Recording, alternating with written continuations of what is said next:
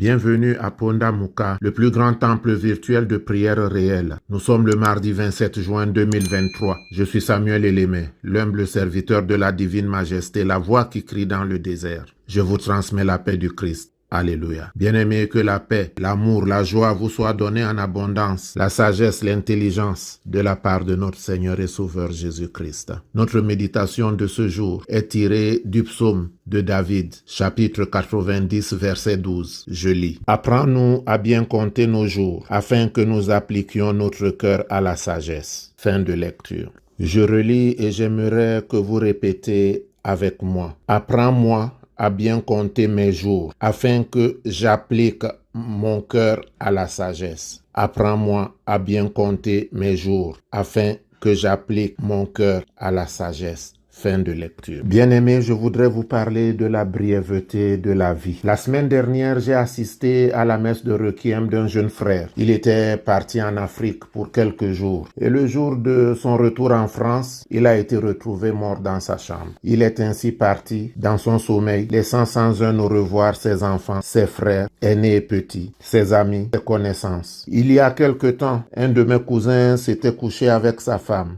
Le matin, sa femme s'est levée et lui a fait le café comme d'habitude. Ne le voyant pas venir, elle est retournée dans la chambre et a constaté qu'il était mort. Ceux qui me connaissent savent qu'il y a quelques années, j'ai perdu ma petite sœur alors qu'elle était en train de se laver et devait aller avec moi au cinéma. Alors que je l'attendais, elle est tombée dans la douche et elle était morte. Que le Très-Haut donne du repos à leur âme. Je prends ces exemples pour vous parler de la brièveté de la vie. Tous, tant que nous sommes malades et bien portants, nous sommes persuadés que la mort c'est pour les autres. Le livre d'Ecclésiaste, chapitre 3, verset 11 dit, je lis, « Il fait toutes choses bonnes en son temps. Même il a mis dans leur cœur la pensée de l'éternité, bien que l'homme ne puisse pas saisir l'œuvre que Dieu fait du commencement jusqu'à la fin. Il a mis dans le cœur de l'homme la pensée de l'éternité. » Nous sommes donc persuadés que la mort c'est pour les autres et que nous sommes éternels.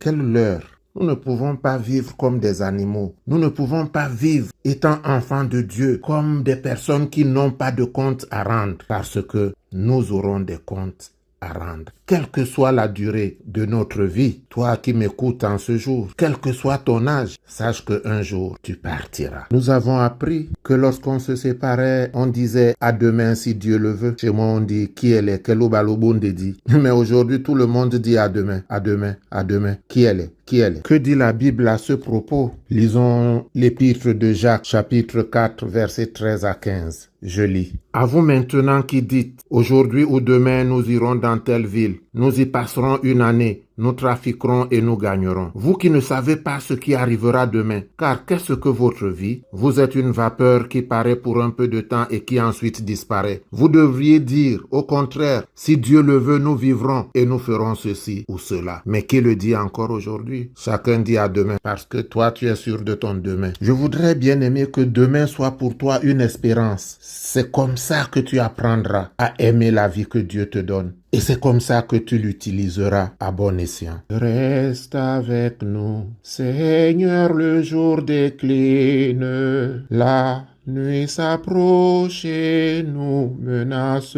tous. Nous implorons ta présence divine. Reste avec nous, Seigneur, reste avec nous.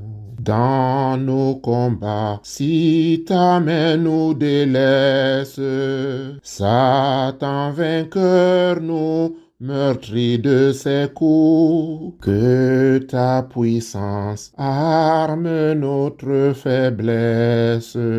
Reste avec nous, Seigneur, reste avec. Prions. Père Céleste, je voudrais garder les yeux fixés sur toi. Ta parole déclare mieux vaut chercher un refuge en l'Éternel que de se confier au grand. Je te prie, Père, d'enlever en moi la pensée de l'éternité pour la remplacer par celle de l'immortalité. Car Jésus nous affirme que celui qui croit en lui vivra, quand bien même il serait mort. Heureux donc dès à présent les morts en Christ, car ils hériteront le royaume. Éternel mon Dieu et mon roi, je prie ce jour pour tous ceux qui me sont chers et que toi tu as rappelés vers toi. Donne-leur de connaître le repos. Fais de moi un ouvrier du royaume et fais-moi connaître la vraie liberté. Donne-moi d'apprécier à sa juste valeur la vie que tu me donnes, afin que je vive sans amertume, sans jalousie, sans haine. Que tes lois, tes commandements, tes préceptes soient une lampe à mes pieds, afin que je jouisse durant mon parcours terrestre des délices réservées à ceux qui aiment ta parole, qui la mettent en pratique. Ô mon Dieu, mon roi,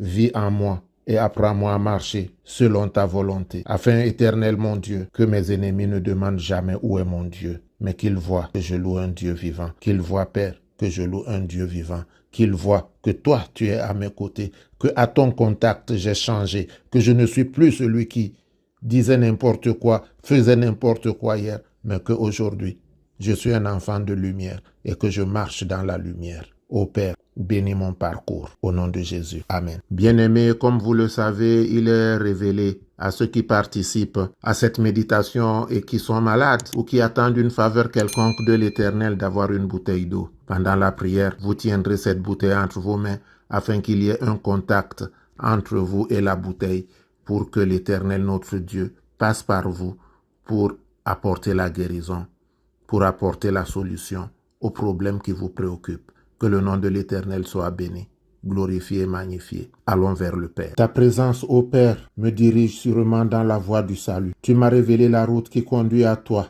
Ta présence me comble de joie. Mon bonheur, ô Éternel, est dans ta main. Ma vie est entre tes mains. Ma santé est dans ta main. En ce moment, ô Père céleste, je lève les yeux vers toi. J'espère, ô Éternel, comme le veilleur qui attend l'aurore. J'attends, Éternel, mon Dieu, mon roi, que tu m'accordes la guérison miraculeuse. J'attends, ô Éternel, que ma prière te soit agréable. Tu m'as appris, ô mon Dieu, ce qui était indispensable à mon avancement, à ma guérison. Ta main m'a guidé. Aujourd'hui, je voudrais, ô Père céleste, que tu transformes cette eau, qu'elle ne soit plus une eau puisée dans un puits, que ce ne soit plus une eau achetée dans une boutique, mais que ce soit le sang de Jésus qui m'apporte le salut, le sang de Jésus qui m'apporte la résurrection, le sang de Jésus qui m'apporte la joie.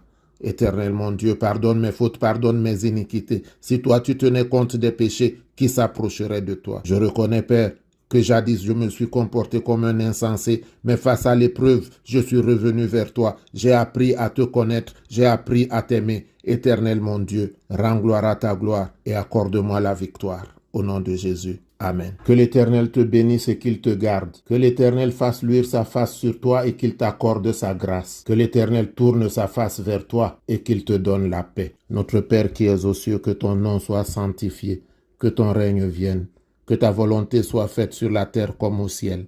Donne-nous aujourd'hui notre pain de ce jour. Pardonne-nous nos offenses, comme nous pardonnons aussi à ceux qui nous ont offensés. Et ne nous laisse pas entrer en tentation, mais délivre-nous du mal. Car c'est à toi qu'appartiennent le règne, la puissance, la gloire pour les siècles des siècles. Amen.